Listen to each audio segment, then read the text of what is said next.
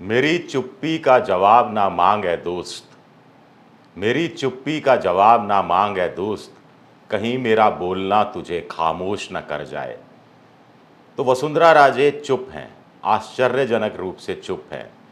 प्रधानमंत्री की रैलियों में बोलने नहीं दिया जाता, जेपी नड्डा के कार्यक्रमों में भी नहीं बोल पाई उदयपुर में, और अपनी तरफ से भी वो कुछ बोल नहीं रही हैं। तो ये जो चुप्पी है ये डराने वाली है। ये सन्नाटा बीजेपी कैंप में घबराहट लाने वाला है।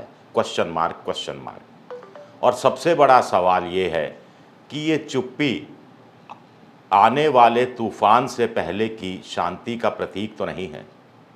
नमस्कार, मैं हूं आपका दोस्त विजय विद्रोही। आप मुझसे जुड़ चुके हैं, इसके लिए आप सबका तहे दिल से शुक्रिया। और अगले 7-8 मिनट में आपसे जुड़े रहने की कोशिश करूंगा। तो वसुंधरा राजे की चुप्पी के एक सवाल। दूसरा सवाल, क्या राजकुमारी दिया में बीजेपी ने वसुंधरा राजे का विकल्प सचमुच में तलाश लिया है?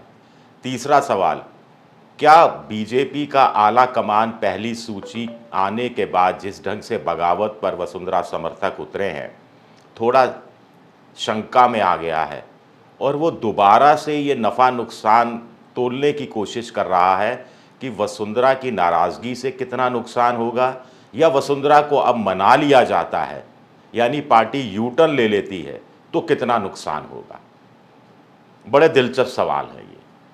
लेकिन पहले वसुंधरा की चुप्पी की बात करते हैं। अपने समर्थकों के बीच वो कह रही हैं पेशेंस रखो, संयम से काम लो, और वो चाह रही हैं कि समर्थकों को टिकट मिले। पहली सूची में जिस ढंग से समर्थकों के टिकट काटे गए उसका तो दुख है ही, लेकिन उनके समर्थकों का टिकट काटकर विकल्प के रूप में जिनको मैदान में उतारा गया सांसदों को, उससे और ज़्यादा दुखी हैं। उनको लग रहा है कि आला कमान उनको अपमानित कर रहा है, फिर अपमानित करने के बाद एक बार फिर से अपमानित कर रहा है। यानी टिकट काट कर समर्थक का अपमानित किया और बदले में जिसको उतारा उसको टिकट देकर और ज़्यादा डबल अपमानित किया। तो क्या वसुंधरा डबल अटैक कर सकती हैं? क्या ये खतरा बीजेपी को सता रहा है, आला कमान को? कुछ लोग कह रहे हैं कि वसुंधरा बिल्कुल गॉन केस है बीजेपी की नज़र में, और अभी भी वो चक्कर पर चक्कर काट रही है सिर्फ इसलिए कि समर्थकों को टिकट मिल जाए ताकि उनकी इज्जत बची रहे। कुछ लोग कह रहे हैं कि ऐसा मानना बड़ा राजनीतिक जोखिम होगा, बड़ा राजनीतिक दांव खेलना होगा। ये भी कुछ लोग कह रहे हैं। अब देखिए, 6 सांसदों को मैदान में उतारा गया और 6 की 6 जगह विद्रोह जैसे हालात हैं। एक नज़र पहले उस पर मार लेते हैं और फिर उसके बाद बात करेंगे। जयपुर में झोटवाड़ा सीट, राज्यवर्धन राठौड़ सांसद को चुनाव मैदान में उतारा गया है। राजपाल शेखावत जो पिछला चुनाव हारे थे लेकिन उसका पिछला चुनाव जीते थे, उनका टिकट काटा गया है। वो एक्स के ज़रिए यानी ट्विटर के ज़रिए अपना शक्ति प्रदर्शन कर रहे हैं, और आशु सिंह सूरपुरा चुनाव मैदान में निर्दलीय उम्मीदवार के रूप में उतर ही पड़े हैं करीब करीब। जयपुर की एक दूसरी सीट विद्यानगर, जहां से नरपत सिंह राजवी जो भैरव सिंह शेखावत के दामाद हैं, उनका टिकट काटा गया और दे दिया गया राजकुमारी दिया को। बड़ी इंटरेस्टिंग बात है कि चाहे राज्यवर्धन राठौड़ हो चाहे राजकुमारी दिया हो, दोनों को राजनीति में वसुंधरा ही लेकर आई थी। 2013 का जो विधानसभा चुनाव था तब जयपुर में मोदी की सभा थी, वहीं उन्होंने इंट्रोड्यूस किया था राजकुमारी दिया को। फिर सवाई माधोपुर से उनको टिकट दिया गया था और वो चुनाव जीती भी थी। 2019 में उनको लोकसभा से में उतारा गया, राजसमंद से टिकट दिया गया, वहाँ दोबारा जीती, और अब सबसे 100% सुरक्षित सीट से उतारा गया है राजकुमारी दिया को। तो क्या ये मान कर चला जा रहा है आला कमान, पिछले 5 साल से संघर्ष कर रहा था कि वसुंधरा का कोई विकल्प क्या हो सकता है? तो पहले गजेंद्र सिंह शेखावत को भी आजमाने की कोशिश हुई, राज्यवर्धन राठौड़ पर भी बीच में थोड़ा सा ध्यान आला कमान की तरफ गया, लेकिन उनको मंत्री पद से भी हटाया गया था। और फिर राजकुमारी दिया महिला हैं, वसुंधरा की तरह 52 साल की हैं, युवा हैं, कोई बैगेज नहीं है, भ्रष्टाचार जैसा कोई आरोप नहीं है जैसा वसुंधरा पर कथित रूप से है। राजघराने की हैं, लेकिन राजघराने की होते हुए भी जनता के बीच लोकप्रिय हैं, सड़क पर आंदोलन करती रही हैं, पार्टी के कार्यक्रमों में भाग लेती रही हैं। पार्टी ने कहा राजसमंद से चुनाव लड़ो, चुपचाप चुनाव लड़ा, और भविष्य में निवेश किया जा सकता है। राजपूत भी हैं, महिला भी हैं, तमाम बातें मैंने आपको बता दी।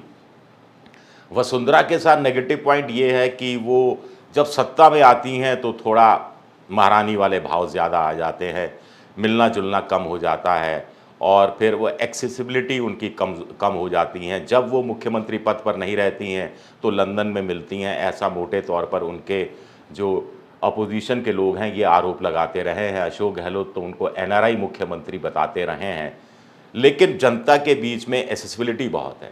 कुछ लोग कहते हैं विजयाराजे सिंधिया, उनकी माँ ने जनसंघ की स्थापना में बड़ी भूमिका निभाई थी, तो पार्टी का बड़ा एहसान भी है, लेकिन वो एहसान कब तक उठाएगी पार्टी। 2018 में वसुंधरा राजे से कहा गया कि आप केंद्र की राजनीति करें, केंद्र में आपको मंत्री बना देंगे। 2014 में माफ़ कीजिएगा, 2018 में माफ़ कीजिएगा, लेकिन तब उन्होंने इनकार कर दिया। 2019 के लोकसभा चुनाव के समय वो चाहती थी कि बेटा दुष्यंत सिंह, जो कि झालावाड़ सीट से लोकसभा के सदस्य हैं, उनको मोदी जी के मंत्रिमंडल में मंत्री पद दे दिया जाए, लेकिन तब मोदी जी ने इनकार कर दिया, वो नहीं माने और तब से वो नाराज़ भी थी और बीच बीच में अपनी ताकत का प्रदर्शन भी करती रही।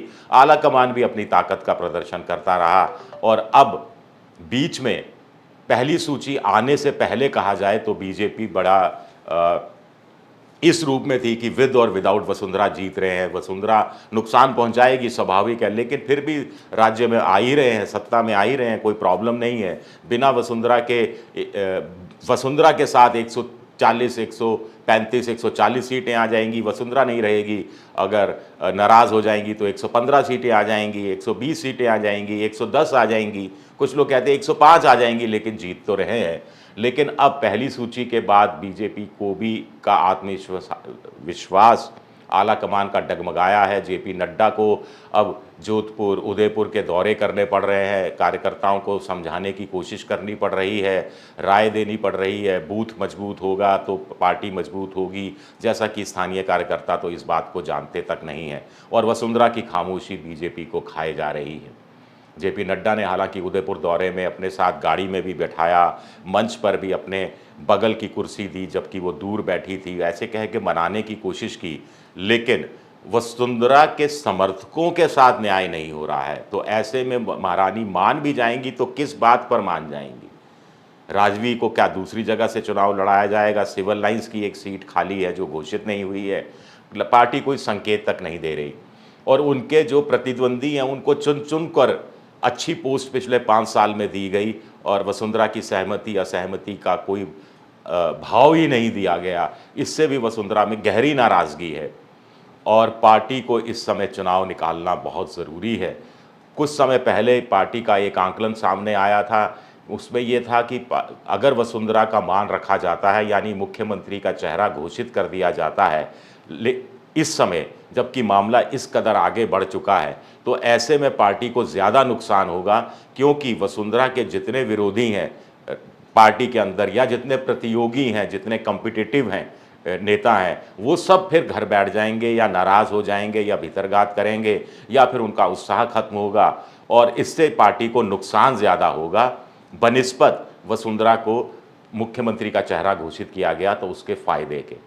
ऐसा आंकलन कुछ लोगों ने किया। कुछ लोगों ने कहा कि नहीं, इस तरह का आंकलन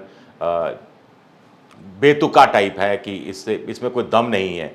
लेकिन अब भी जो पार्टी का ताज़ा आंकलन ये कह रहा है कि वसुंधरा को के बगैर पार्टी को नुकसान होगा, 100% नुकसान होगा। आप गौर से सुनिएगा, ताज़ा आंकलन भी पार्टी का आला कमान का ये कह रहा है कि वसुंधरा की नाराज़गी का पार्टी को नुकसान होगा, 100% नुकसान होगा। लेकिन इतना नुकसान नहीं होगा कि बीजेपी 100 से नीचे आ जाए, यानी बीजेपी सरकार बनाने में कामयाब नहीं हो। सरकार बीजेपी बना ही लेगी, ये बात कही जा रही है। लेकिन बड़ी बात इसके साथ एक और है। जेपी नड्डा उदयपुर थे, जोधपुर थे, हर जगह वो कहते रहे 2024 में मोदी जी को फिर से प्रधानमंत्री बनाना है। लोकसभा चुनाव में 25 की 25 लोकसभा की सीटें राजस्थान की फिर से लेकर आनी है, जैसा पिछली 2 बार से लाई गई हैं। तो ये बात क्यों कही जा रही है? कहीं कहीं खटका तो नहीं है कि वसुंधरा राजे विधानसभा चुनाव की नाराज़गी लोकसभा चुनाव के ज़रिए निकाल सकती हैं और वहाँ वो असली जगह चोट कर सकती हैं जहाँ मोदी को सबसे ज़्यादा पिंच करे, तीर बिल्कुल निशाने पर वहाँ लग सकता है। 25 लोकसभा की सीटें हैं, वसुंधरा के जन्मदिन के मौके पर 8 सांसद मौजूद थे, तो क्या वास्तव में वसुंधरा 8, 7, 8, 6, 8 सीटें हराने की क्षमता लोकसभा चुनाव में अपने समर्थकों के ज़रिए रखती हैं?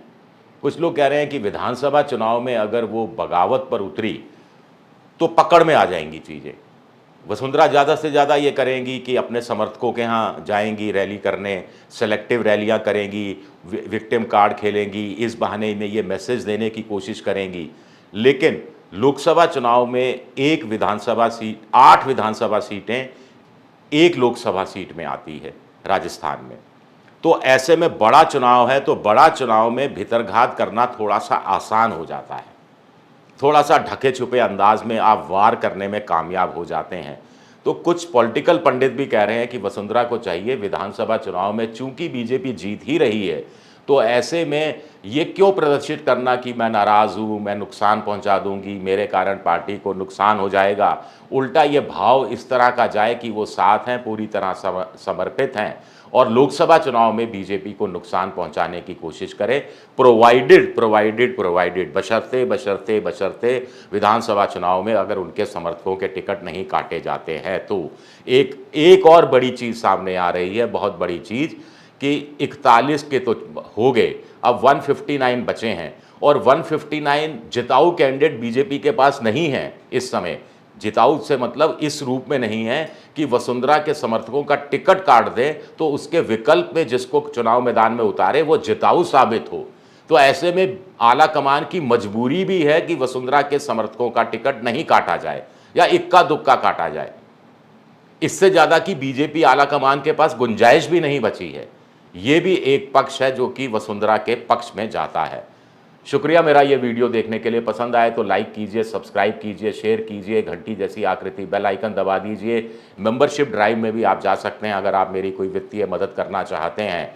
और विद्रोही 7 मेरा ट्विटर हैंडल है, विजय विद्रोही 7 के नाम से मैं इंस्टाग्राम पर हूँ और फेसबुक पर मेरा पेज है विजय विद्रोही पेज, जहाँ आप मुझे फॉलो कर सकते हैं। शुक्रिया, बहुत बहुत शुक्रिया।